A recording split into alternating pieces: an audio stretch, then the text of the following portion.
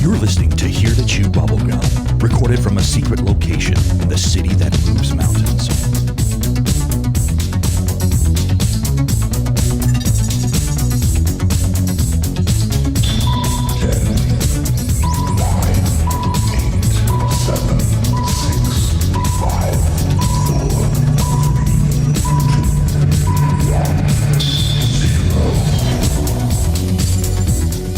Greetings.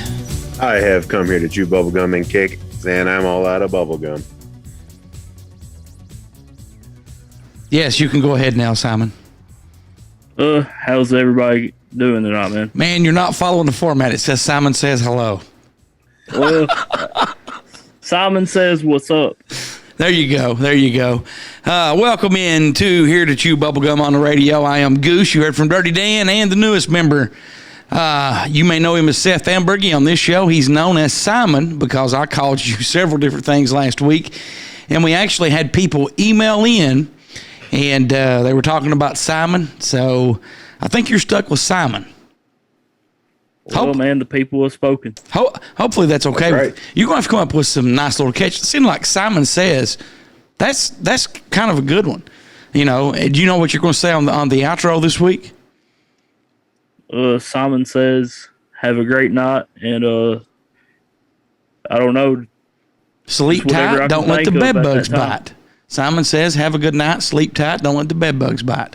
There you go, man. Look up in the sky. Yeah. Don't look up. Yep, especially when birds are flying overhead. They give you a present. They Just might make have sure you're wearing cameras. safety glasses. Yes, definitely. Well, They might have cameras. we are Just pigeons. We are in a new year.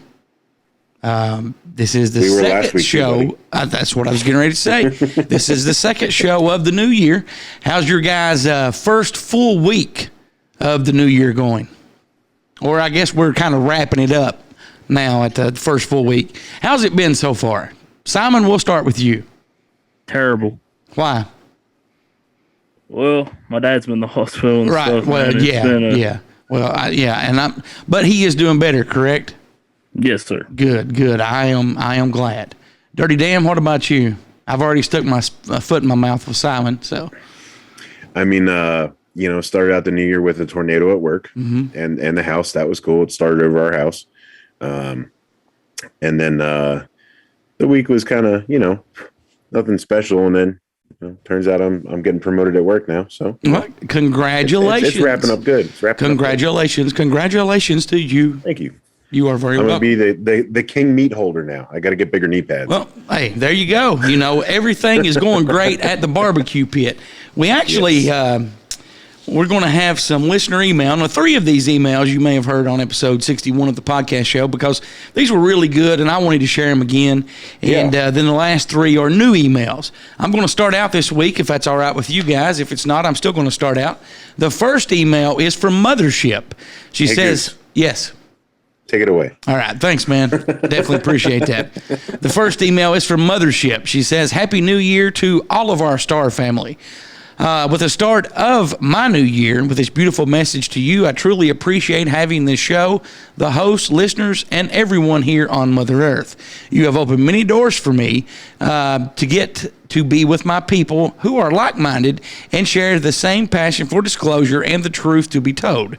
The truth will always set you free.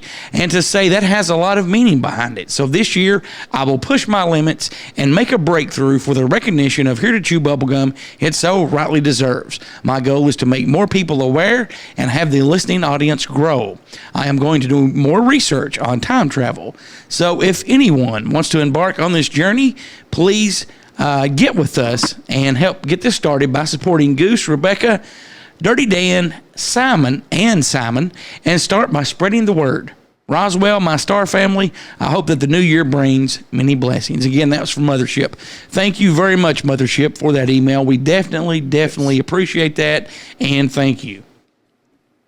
Yeah, it was inspiring again to hear. Yes. It just, emails like that, they won't ever get old. Now, and I'm going to be honest, Rebecca did a lot better job reading it than I did. So on the podcast show. I don't know. I thought you had some good crescendoing moments there. I felt uplifted by it. Well, thank you very much. But I still think she did a better job. Dirty Dan, one of our favorite listeners, Dixon09, writing in. Yes, my beloved intimate listener. I get to read again finally. So from Dixon09 says, hello, everybody. I saw earlier this week that Harry Reid passed away on December 28th. If anyone isn't familiar with the late Mr. Reid, he was a driving force behind the UFO research. Mr. Reid knew about all of the information the United States has in regards to UFOs. I'm not saying that the following happened, but it is a possibility. Keep in mind that Mr. Reid was 82 years old at the time of his passing. But I have read that the intelligence agencies have ways of giving illnesses to people. They have a virus that can deliver that causes cancer. If they want to take someone out and make it look natural, they can do it. I don't think these intelligence agencies were happy with Mr. Reid and his UFO activity. Happy holidays and best in the new year. Roswell, guys. Thank you very much, Dixon09. And I hated to hear about Mr. Reid passing away. He was a wealth of knowledge, and he was starting to disclose some of that. Now, I've done a little more research since the podcast on Sunday. Some people say that he may have not necessarily had Alzheimer's or dementia, but he may have forgot where he was at when he said some of these things that he said about UFOs and UAPs. So he may not have did it on purpose, but still, he was a great man to help try to get the truth out there and to help get disclosure out there as well. Our prayers and thoughts and well wishes go out to Mr. Harry Reid's family. So along those coattails real quick, I've been following a case that is very odd by a guy of the name of Donald Walters. Okay. Is that Donald Old Man Walters' boy? I don't know. Okay. I don't know who Old Man Walters is. Okay. It's not the same one then. No, but Donald Walters was a very, very, very high-ranking military official, like several stars behind his name, was in like the inner circle before the CIA was a real thing, and had a lot of spy knowledge. And suddenly, after he started talking, he randomly winds up in a swamp 600 miles away from his home and can't be found. Wow. Did he get eaten by an alligator? That's sad. No, please don't answer that. Please. There's no alligators in the area. No, yeah, okay. Please don't answer that. That was very inappropriate. I'm sorry. Simon, the next email is yours. Please take it away. Right, this is from McFly. Hey, everyone. I know this has been asked, but I wanted to ask it again and tell you what I would do in this situation. If you had the capability to travel through time, where would you go? And what would you change to make humanity better for me? I would really love to have the knowledge of crop circles and break the codes of the symbols that they represent to communicate with the ones who made them. Thank you very much, McFly, for that email. To make humanity better. Now, I've thought about this since we did episode 61, which you can hear right now on iTunes, iHeartRadio, Spotify, Google Podcast, Pandora. And for more information, be sure to check out heretechewbubblegum.com and just click on where to listen. You can find all that stuff. But, again, this is an email that was on this past Sunday show. I've thought about that. Now, to benefit humanity, I'm still going to say the same thing that I said on Sunday's show. I would go back to 1900. I would write a manifest predicting all the historical events, and I would try to get it published and known. Now, I thought you said the 1800s. No, Rebecca said the 1800s. I said the late 1800s, early 1900s. Yeah. So I would still do that.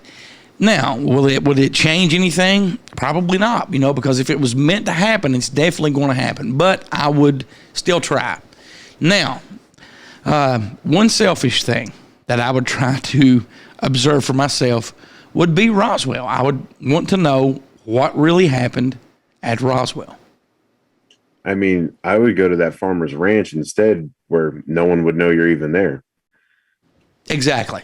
And you'd be able to, possibly interject and save one of those life forms instead of them perishing because they crashed and no one knew. I've never thought about that. That's actually really good. Now, when me and my son were out in Roswell a couple of years ago, we were going to go, but, that was so far out. You had to drive so far out of Roswell to get there on these little dirt roads. And then you had to hike, I think, about an hour and a half to get there.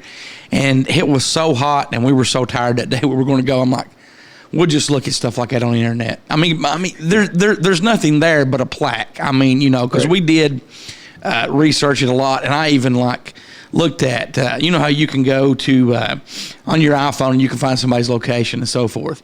I did that and looked around, and I just thought, we did all this other stuff. I just really don't want to do that. What about you, Dirty Dan? How would you try to change and save and make humanity better if you could go back in time?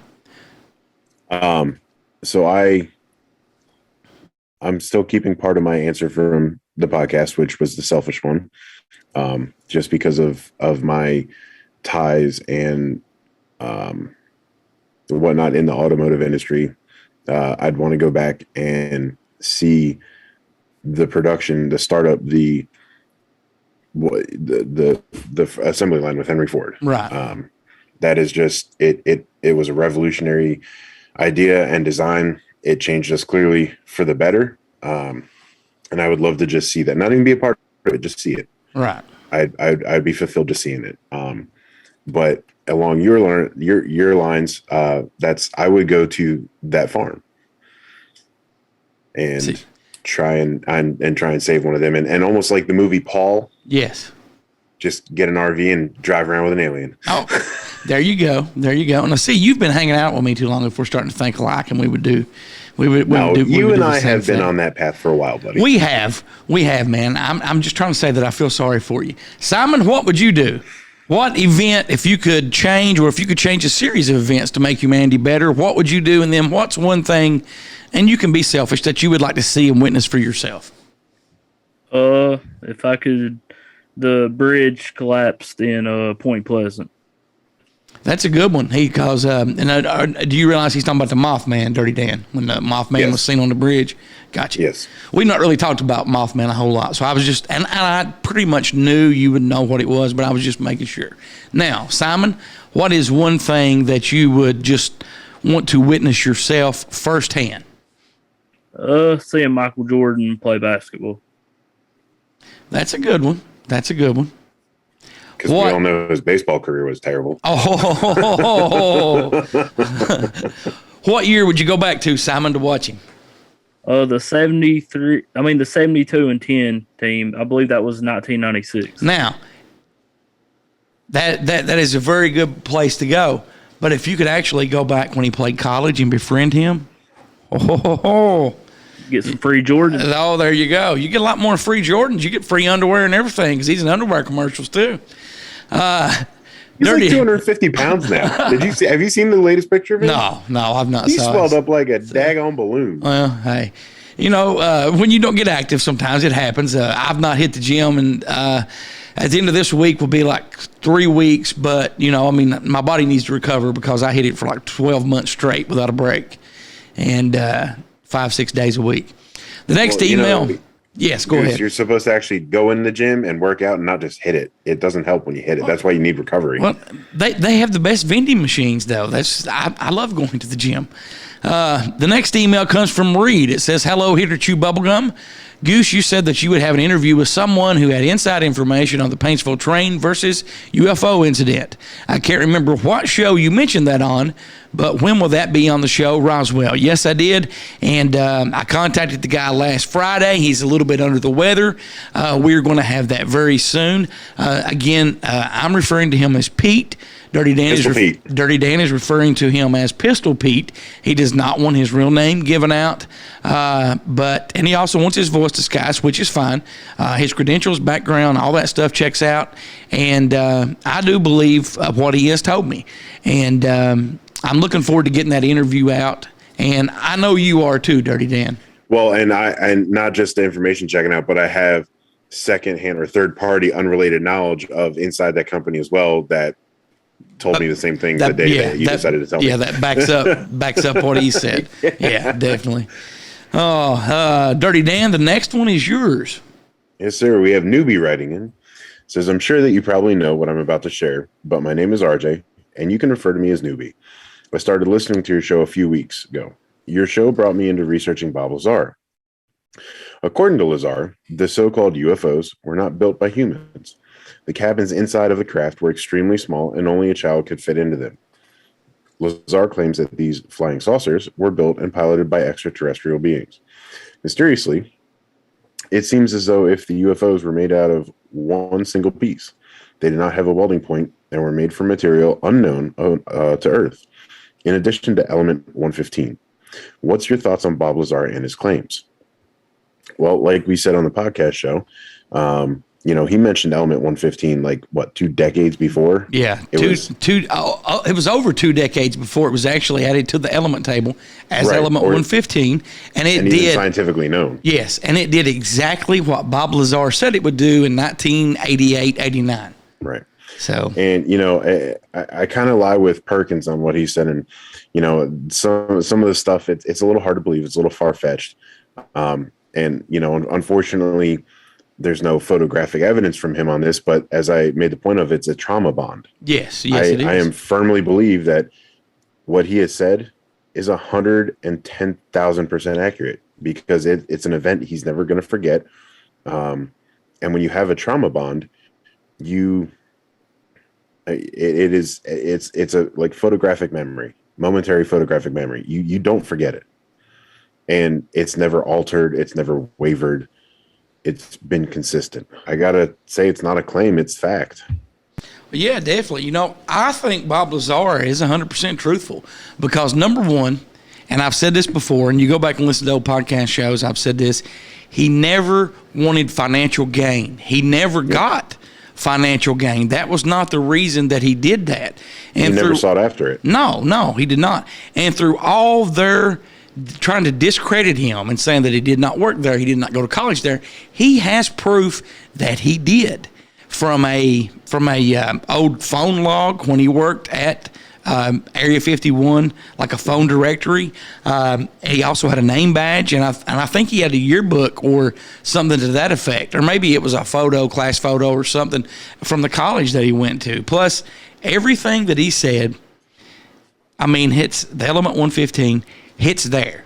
It is there, And I'm going to be honest, if he had not went as public, if he had not got as big as he did when he went public, I think that somebody would have took him out. Listen, there's two possibilities for him knowing this stuff, and either way, it's trippy. Yes. One, he actually saw it and experienced it, or two, he time traveled because that's a Marty McFly deal right there. Yep. Guessing on a sports game. Yep. So pick which one of the two is more plausible, which I think would be him actually being there right now. Right. And that's what you get. Oh, yeah, definitely. Simon, you want to take the next? Well, before we move on to the next email, Simon, what's your thoughts on Bob Lazar? I don't even know who he is. Oh, okay. You're going to have to check Bob Lazar out. Simon, take the next email. Hello, Goose and Dirty Dan. Starting today, I need to forget what's gone and appreciate what still remains and look forward to what's coming next. Just wanted to share that with you, my friends, Roswell.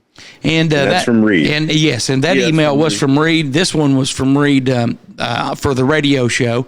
And Reed always makes some good points and comments and has some great emails. And the next one, I forgot to put their name down. You did. So I apologize for that. We'll just call them unknown. They said, "Hey, Goose and Dirty Dan, I wanted to welcome Simon to the show and tell you that I really enjoyed last week's show. Simon brings something to the table that I can't quite put my finger on yet. Anyway, keep the ear candy coming and Happy New Year." And I'm sorry, I will look the name up, and I totally forgot to transfer that. Very sorry about that. So, Simon, you do a great job. So I guess I bring youth to the table. Oh, man. Psst. Say that one more time. I dare you. Youth. What do you bring to the table, Simon? Youth. And it was at this time he knew he messed up. And it was at that moment that Simon knew he fucked up. You are fine, man. Dirty Dan, I think the next one's yours. Yes, sir. So we have last name Sloan writing in. It says, hey, guys, what's your thoughts on HARP, Roswell? Well, Sloan, I'm just going to tell you to listen to the Antarctica episode on the podcast coming up. Yes.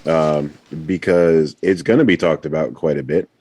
And the Antarctica episode will be episode 62. As you're listening to this, that will be up now on Pandora, iTunes, iHeartRadio, Spotify, Anchor, Google Podcast, anywhere you find top quality podcast. Just search Here to Chew Bubblegum. Simon, the last email's for you, and then we'll wrap things up and jump on into segment 1.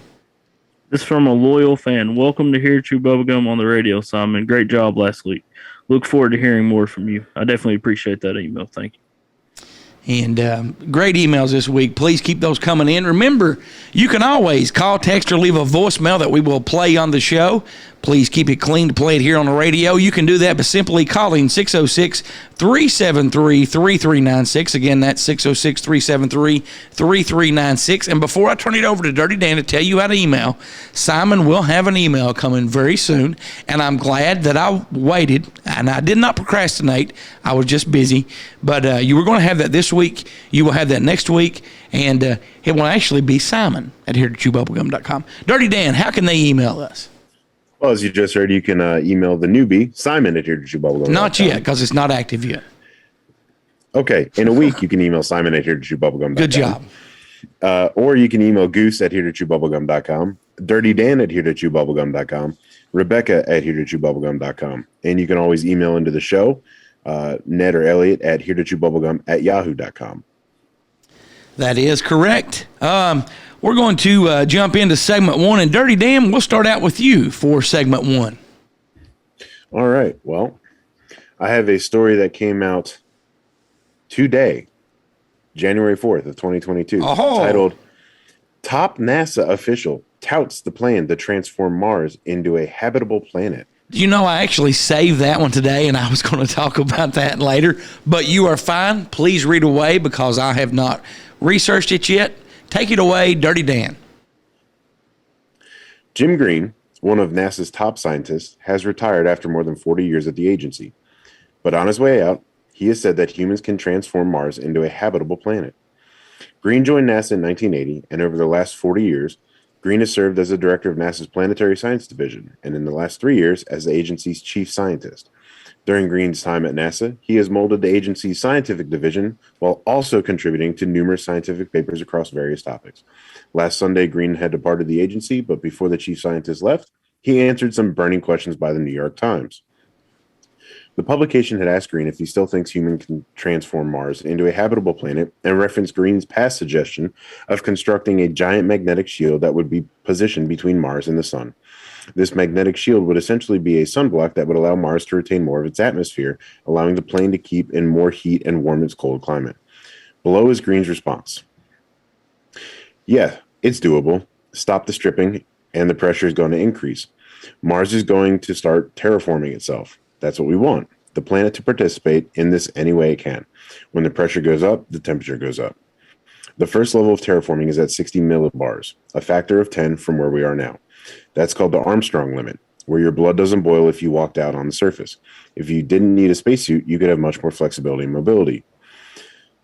The higher temperature and pressure enable you to begin the process of growing plants in the soils.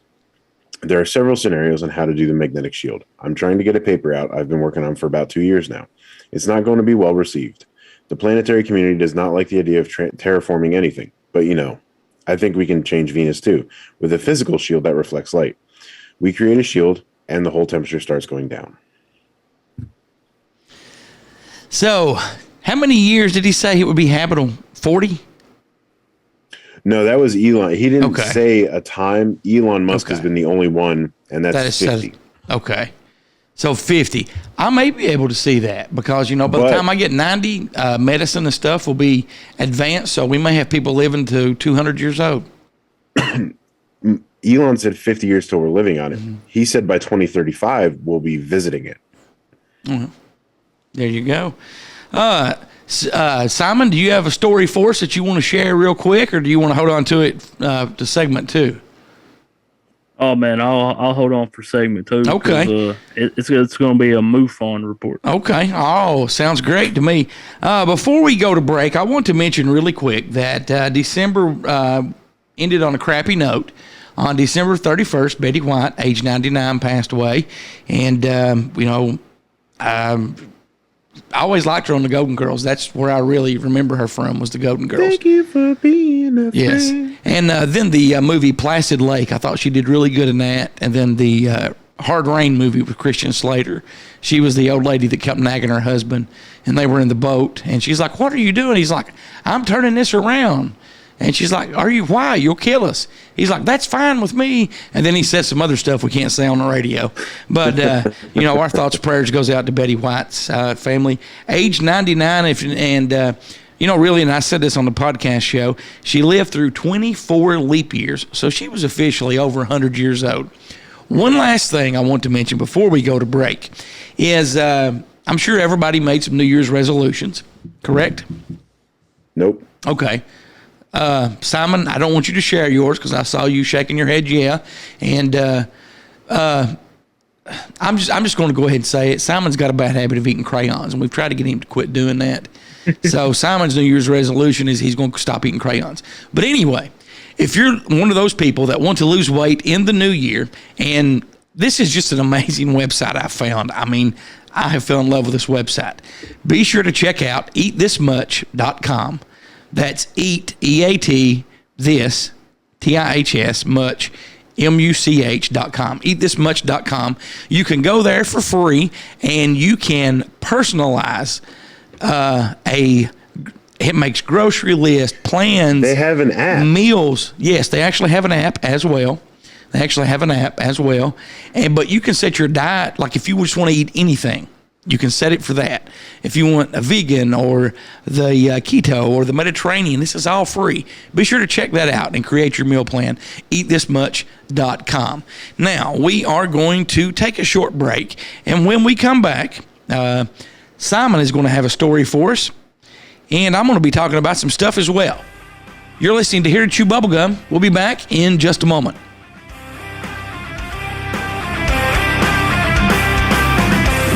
If you want to, we can leave your friends behind. Cause our friends don't dance, and if they don't dance, then they're no friends of mine. Say, we can go where we want to, place we're there we'll never find. And we can act like we come from out of this world, in the real one far behind. We can dance. Hey everybody, it's John the Bod, aka the Bod Father. I have a new podcast entitled Beyond the Paranormal, which is on every Tuesday night on Beyond the Paranormal YouTube page, and we'll be streaming shortly on our Facebook page as well.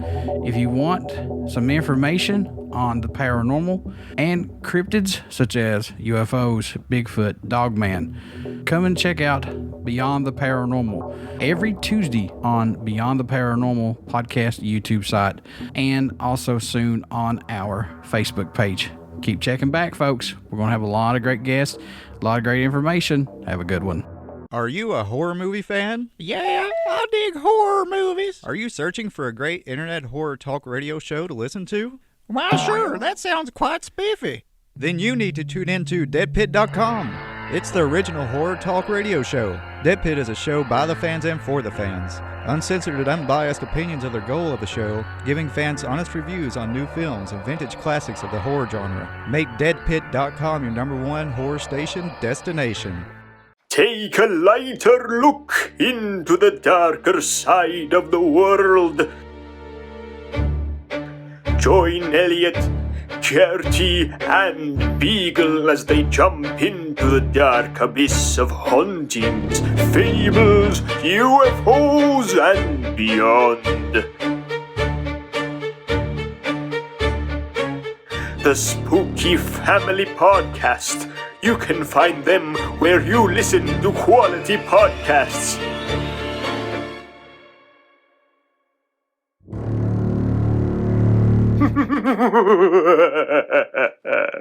Say hello, my name is Bryson.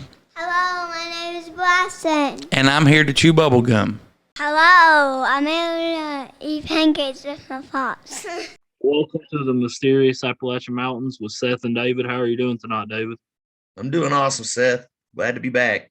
Absolutely, man. It's going to be another exciting and fun segment. Yeah. And a creepy one. A creepy Yeah, one. got a good old story out from Eastern Kentucky, actually. What town is it from? Just outside of Manchester, up in Goose Creek is where this was at. Oh, yeah, man. Definitely want to hear that. All right. Well, this is actually a story from my dad. When he was a young boy, they lived up in the holler up there, and they lived in an old, little old two-room cabin type deal. But every night they used to have the old flip latch on the door, the wooden flip latch that just, kind of just spin over and it latches the door. Well, every night at 11 o'clock on the money, Dad says you could set your watch by it. Something would knock that latch off and open up the door. And they'd have to go out every night and relock the door and shut it. I thought that was kind of strange, but there's a lot of stories up in that area about ghosts and things. Yeah, definitely. Here in Eastern Kentucky, there's a lot of history of very scary ghost stories. For sure. And other strange oddities, too, we'll have to talk about sometime. Absolutely, man. Definitely. To think of one is the Goat Man. Yeah, the Goat Man. Yeah, for sure. One I've heard a lot here lately, especially. Yeah. I've got a story that we'll talk about sometime if you want, about a possibly shapeshifter. So that's something pretty interesting. Absolutely, man. And here, one of my ghost stories is out of here in Knott County at my house, actually, at the outside. I wasn't even a ghost hunter at this time. I was just taking random pictures outside in the dark, not knowing that my cousin was actually ghost hunting. She was in her late 20s. I was like 13. Right. She and her husband was a ghost hunter at the time. And me, I was just a young 13-year-old boy that didn't know what was going on. I guess they kind of hooked me into ghost hunting. But anyways, they was just taking pictures ghost hunting. And I thought they was just taking pictures. And then just out of nowhere, there was a mist that went through my hand and her hand while she was taking pictures. It went through the camera as well, and actually got it on camera. Was a mist that had like some eyes and a mouth and ears and stuff. Had a face. See, now, that's really interesting. I've heard and seen that many times. The mist just appear from nowhere and just vanish, go into somebody's body, even like through your hands, like you're saying. Yeah, I've that's something I've definitely seen a couple of times, and I heard of a whole lot. Yeah, definitely happens a lot. And do you have any Goatman stories, man? We still have some time on here. Goat Man, not a lot far as Goat Man goes, unfortunately, Seth. I wish I did. I might have mentioned one time, that out west, a guy supposedly killed one on his ranch, but Yeah. I'd have to get more details and revisit that one. Yeah, I'll tell a story that Greg Yost told me on my podcast a couple months ago. He was out in the woods. I forget. He would think he was Bigfoot hunting, maybe. And there was Most likely. this, there was this person or whatever it was that came up to him. He said, Greg Yost said he felt like something, like when he seen this, whatever it was, entity or whatever, that he could just feel like it was angry and stuff. And he said, "What's up, man?" And then the guy kept getting closer to him. He said, "Don't get close to me, man. You're starting to freak me out a little bit." And all that entity said was Indiana. Huh. That's wild. I'll have to get with Greg and hear that one again. He just kept saying Indiana. Kept saying Indiana. He thinks it might have been a demon. Yeah, it sounds very demonic, doesn't it? But I wonder what's the significance of repeating Indiana over and over. It was again. in Indiana is the creepy part. Right. Yeah. He lives down southern Indiana down here. Yeah, that's really strange. It Like I said, I'm gonna, disappeared, by the way. At the end, it just disappeared after he left and was getting in his car or whatever. yeah, I know he does a lot down in the Clark State Forest down there. I'm wondering if that is where it happened at. I'll have to get with him and talk to him about that. That's very interesting. Yeah, it's definitely a creepy story. Yeah. And Anytime you got something with, that like that, I mean, that's just, yeah, that's getting way out there now for sure. definitely don't want to run into that. No, no, probably not. No, he said he didn't want to see Indiana again. Oh, wow. The entity Indiana. Right. I think he kept asking. Greg asked like once or twice what your name is, and he said Indiana. Indiana. Just said Indiana, huh? I don't know. That's weird. That is weird. Absolutely. Yeah. That's a crazy story, man. I mean, I don't even know what to say after. Yeah, after not sure how you would react to that one. Right. That's you got something that supposedly looks like a goat, man. I mean, it kind of goes back to the Bible stuff that the demonic type stuff. So that's something probably should be really careful with. Yeah, I'm sure that it is connected to the goat man, probably. Sounds like it. Yeah. I think that might have been his thinking, that he thinks it was connected to the goat man or something like that. I'm not sure. Sure. 100%, but I think it's what he's hinting at. Gotcha. He actually has a goat man print, though. Does he now? I haven't seen that. From Louisville. From Louisville? Yeah. Where that bridge is at, wherever that one bridge is at. Oh, the big bridge? Yeah, from that one where there's like people that dies and stuff there. Oh, I'm not sure if that's the Louisville bridge I'm thinking of or not. There's a few, there's a couple of them down there. One's a real old one. They redid the main one coming 65 going into Louisville from Indiana. I can't remember. It's I can't barely remember yesterday. Right. Yeah. There's a couple smaller bridges down there. Might be one of those. Yeah. And I'll tell a Bigfoot story too, and then I'll get your take on it and what you think of it. This was a story that Earl told me. Okay. Here at the I think might have told you before, I don't know. But here at the lake, which is not too far from my house. Where this actually occurred was probably half a mile from my house. There's like a waterfall there. People kayak to and stuff and swim there and stuff. Somebody was kayaking there and they seen this brownish 8-foot looking ape thing walking, and they seen it clear as day and said it was 100% Bigfoot. Wow. Yeah. On top of a waterfall? Yeah. How far away do they think it was, or do you have any of that info? How far away was it from them? Yeah. Well, if they was like really close to the waterfall, I don't really know where they was when they seen it, but they was near the waterfall. If they was near the waterfall, they should have seen it clear as day. Oh wow! So this is like pretty close then, huh? Yeah, it definitely had to be. Because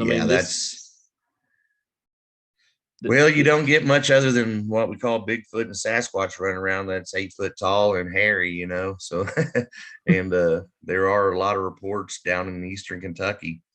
So, it's very, very possible. I'm not going to discount it. That's for sure.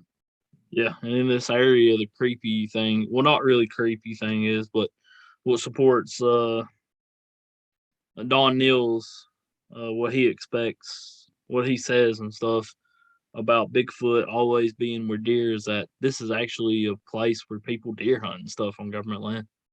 Right. An animal that big, you would think it would have to have, there's no thinking, it does have to have a certain amount of protein to survive.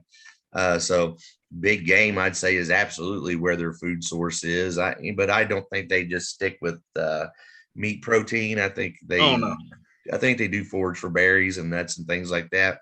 But as far as their main source of protein, I'm leaning towards, mostly fish, deer, pig, elk, You know, they're a big animal. They can take any of those animals down pretty easily.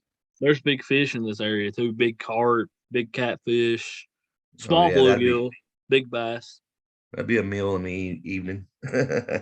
Yeah, definitely Squatch land for sure. As they say I can't wait to get down there. As they say on Hunting Bigfoot, Squatch land. Yeah, we need to pretty soon. We'll talk about coming down and getting together soon. Yeah, definitely. If I was you, I'd come down during the summertime because that's when people ain't hunting and stuff around there. Right. Yeah, that's a valid point. Yeah, for sure. And that would be very good Squatch land for sure. Definitely appreciate you doing this, man. And people can find you on Facebook and everywhere. Shout out your Facebook and all that. Yeah, Facebook at We Are Legend Hunters. And then we have a email or two if you want to share anything with us, anything at all weird. It's wearelegendhunters@gmail.com. Absolutely, man. And want to send me something, my email is seth.ambergy14@gmail.com. Definitely appreciate David doing this, and I appreciate everybody listening. Y'all have a good night. And this has been the Mysterious Appalachian Mountains with Seth and David. Y'all have a good night, and God bless. You can always call, text, or leave a voicemail for Here to Chew Bubblegum at 606-373-3396. You can also send an email to goose@heretochewbubblegum.com. DirtyDan @heretochewbubblegum.com.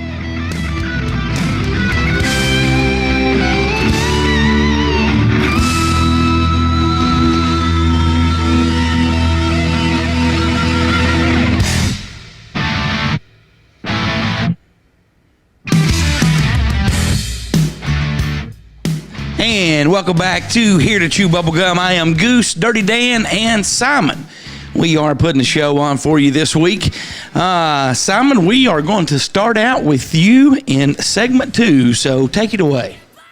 All right, this is a report from MUFON, and it's from Seaman, Ohio.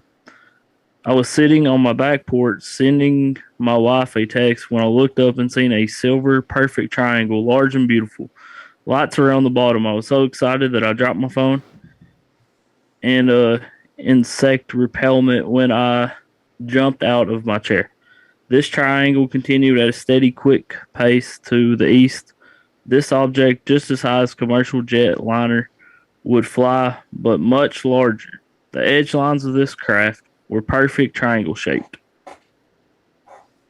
That, my friend, was a TR-3B. That is what that was. Have you researched TR-3B, Simon? Nah. Okay. Well, you definitely need to Google TR-3B. Some people say it's not real.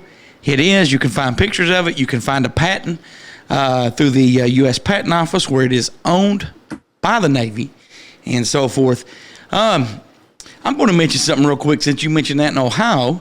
Dirty Dan, your home state of Pennsylvania. Did you read? Not my home state. Not my home state. Yes. Dirty Dan, you were raised in Pennsylvania. I spent the majority of my time thus far in PA, but not my home state. All right. How many years did you spend in Pennsylvania, if we're going to get technical? 14. All right. There's a story from where Dirty Dan lived at for 14 years, and that state is called Pennsylvania. People think a meteor recently went over Pennsylvania. For Heather Lynn Ishlar, the first morning of 2022 in a small Pennsylvania neighborhood just downtown from Pittsburgh, and it was south. It was like most days.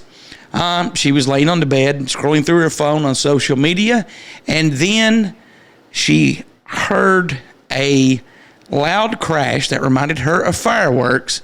If you stand too close, you can feel a rumble, as she said. She's 34. She jumped up and looked out the window, and she saw a gray, lightly rainy but calm sky. Her boyfriend said that he felt something and saw and heard something as well, as did a neighbor in the building. So she was in her home at Pittsburgh Hill, 1,120 feet above sea level. Her initial thought was that a dryer had fallen off the washing machine in the room next door. Well, after checking that out, that did not happen. So some people with the National Weather Service in the Pittsburgh office said that they've been contacted by a meteorologist who was also looking for answers. Soon, videos were posted on Twitter that said they captured the boom. One person posted a video of a backyard pond on Facebook in which fish can be seen jumping as if they've been startled. There was no sound, the person wrote, but something definitely spooked them. This is not the first time in recent memory that people have wondered what seemingly mysterious activities have occurred overhead. For now, a meteor explosion is the best theory of what happened on Saturday, January 1st, 2022. Unless someone can find some remains from the meteor in their backyard to confirm that, they're still going with a possible meteor shower. Despite the rarity, there is no shortage of movies depicting the dangers of a meteor, asteroid, or comet crashing to Earth, including the movies The Day the Sky Exploded, Meteor Armageddon, and the recent Don't Look Up, which if you've not saw that, check that out on Netflix. Astronomers are on the lookout for things all the time, and they say that if one is found that would be large enough to cause problems, the best solution would be to send a rocket to set next to it to take the gravitational pull off and change its course. And that happened from Dirty Dan's not home state, where he lived at for 14 years, Pennsylvania. If you see anything on social media, they still can't explain it, but they are saying that it is or was a meteor shower this past Saturday, January 1st, 2022 in Pennsylvania. Dirty Dan, did you ever see anything weird and strange in the sky in Pennsylvania other than what you've told about on the show? And you told us about you had to change a flat tire on a military base one time. Other than that was a nuclear power plant. Okay. Other than that, have you saw anything else? I mean, I saw a lot of weird stuff there. I both worked and lived near Willow Grove Air Force Base. And there was a whole lot of stuff there, constantly getting moved in and out. What did you name them? No, you don't have to answer that. I'm being silly. Moving on really quick. He's almighty. And man, it made you laugh. You enjoyed that. Let's see. Since we're still in the first week of January, I'm going to briefly talk about some things I found online from livescience.com. These are things we learned about aliens or UFOs in 2021. UFOs are real, and the government knows it. In June, the Pentagon released a highly anticipated report detailing 144 UFO encounters between 2004 and 2021. The report was meant to assess the threat posed by unidentified aerial phenomenon, which was formerly known as UFOs, and officially confirmed UFO sightings that had, until then, only been shared through social media. On the hand of the brief 9-page assessment confirmed that most of the UAPs reported were probably represent physical objects, which range from birds, balloons, foreign surveillance equipment, and top secret U.S. government projects. However, anyone hoping for acknowledgement of extraterrestrial intelligence may have been let down by the report, as it failed to link any of the 144 encounters to alien activity. I myself was for sure let down by that report. What about you, Simon? Were you let down by that, or did you think that was going to be it? They're going to tell us. I mean, if you see what the government hides from us all the time, man, definitely expected it to happen. I mean, the government has always said that there's like dummies coming out of air balloons and stuff like that. Yeah. And well, see, even in this little report here, it mentioned balloons and so forth. Dirty Dan, I know you were let down as well, my friend. They just can't get off that weather balloon thing, huh? Hey, it worked the first time. Let's stick with that. So, yeah, says the blind man as he picks up his hammer and chisel. Yeah, there's several things on this list, but for time restraints, I'm going to read one more and then jump to Dirty Dan. Let's see. There is no best way to communicate with aliens, this article says. If aliens are watching us from space, what's the best way to tell them where we are? Well, life science writer Joanna Thompson investigated this question in December, finding that no one method is flawless. On the other hand, radio waves are a tempting way to communicate with extraterrestrials because these signals fit in a convenient gap in the electromagnetic spectrum called the water hole, a frequency between 1420 and 1720 megahertz that's relatively free of cosmic background noise. On the other hand, radio waves broaden as they travel, meaning any messages we send will become more diluted the farther from Earth it gets. Laser light does not have this problem, however. Laser signals require incredible precision and are unlikely to reach any alien observers unless we target our messages directly to their star system. Both methods have their advantages and disadvantages, and neither are perfect. And if you are into trying to abstract lasers, be sure to check out some of the research that Dr. Stephen Greer has done and how he can communicate them. Now, if you do that, do not, I repeat, do not shine these lasers at airplanes, helicopters, and stuff like that. Do not do that. If you get caught, you will get in big trouble. We are not telling you to do that. I'm telling you simply to research Dr. Stephen Greer. Dirty Dan, what do you have for us? Well, I'm going to touch on your laser comment. Okay. If anybody is interested in getting a laser that is along the lines of strong enough to do that, go to the boardwalk in New Jersey. You got to sign a little waiver for it, and it has to have a key to be turned on. But let me tell you, them suckers are bright. But again, we're not telling anybody to shine these at planes or anything like that. No, don't do that. But my confirmed distance without any distortion was 22 miles because I was able to shine a buoy off the shore. Wow. And it could have kept going. So. Way to go. What do you have for us, Dirty Dan?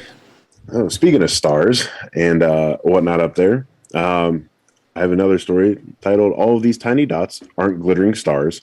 There's Something Far More Dangerous."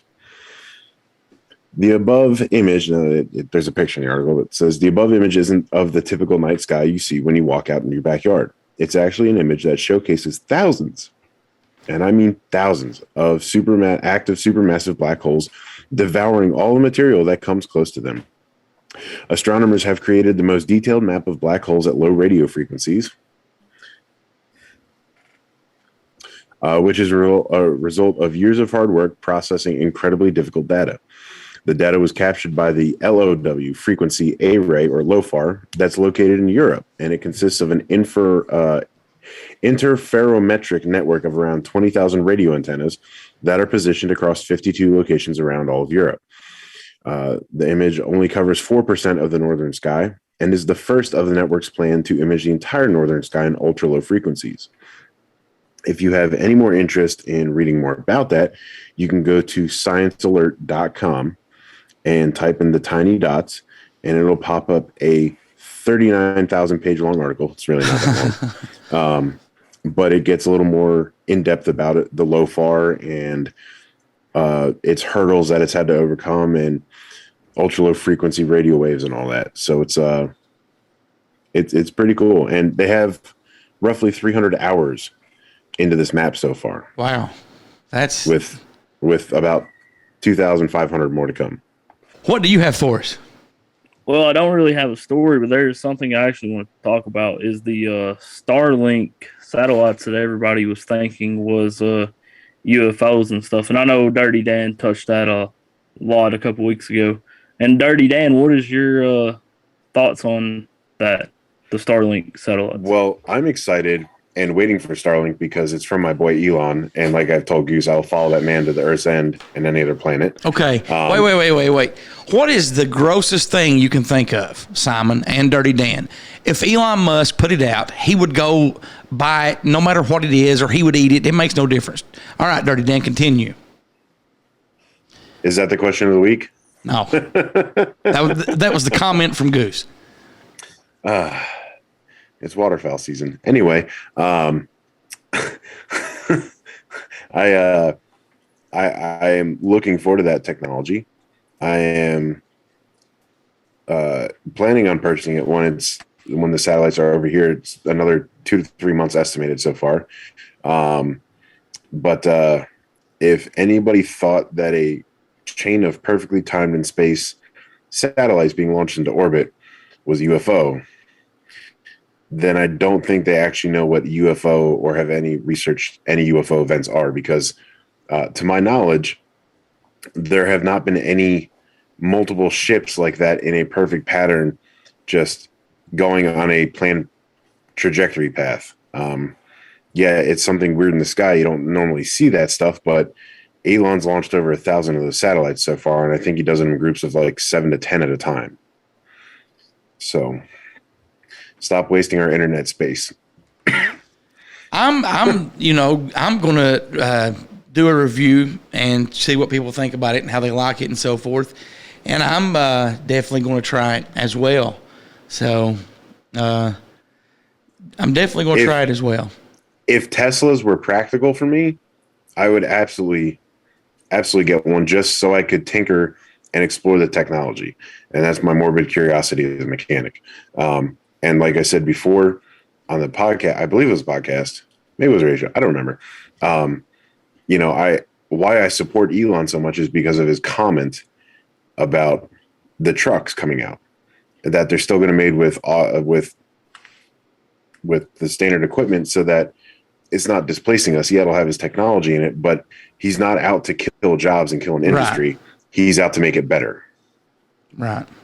So, well, we're going to wrap things up. Dirty Dan, do you want to start by taking us out this week? Absolutely. So, we are still on the Carbon Capture Shield, and Carbon Capture Shield is a company that intends to transform 1 billion acres of Earth into regenerative land that restores the health of our natural environment, starting in your own backyard. By restoring the biological life in the soil, we jumpstart the natural processes which sequester greenhouse gases, break down pollutants, all while feeding and protecting your lawn from below. You can check them out at lawn.carboncaptureshield.com. Get your VIP spot. It's coming out real soon, so time's running out on that.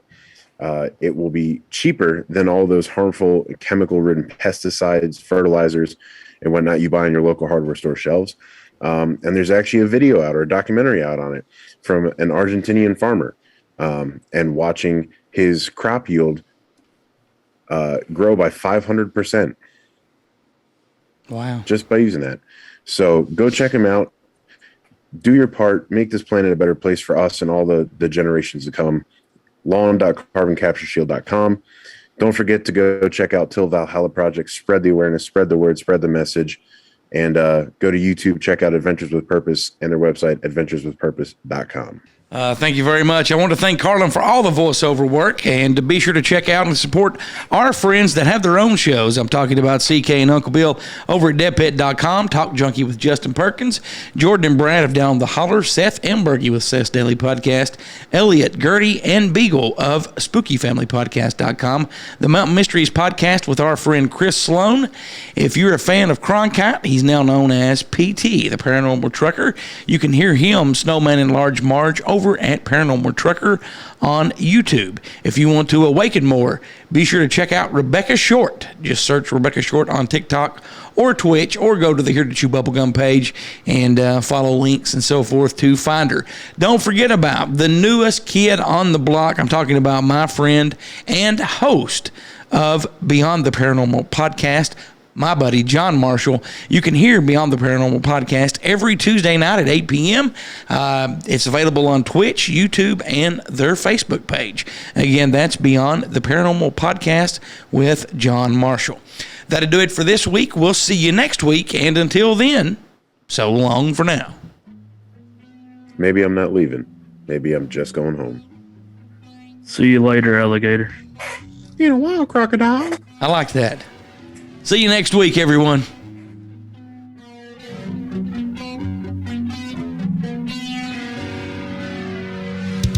Thanks for listening to Here to Chew Bubblegum. Tune in next time as we dive deeper into things the government doesn't want us to know.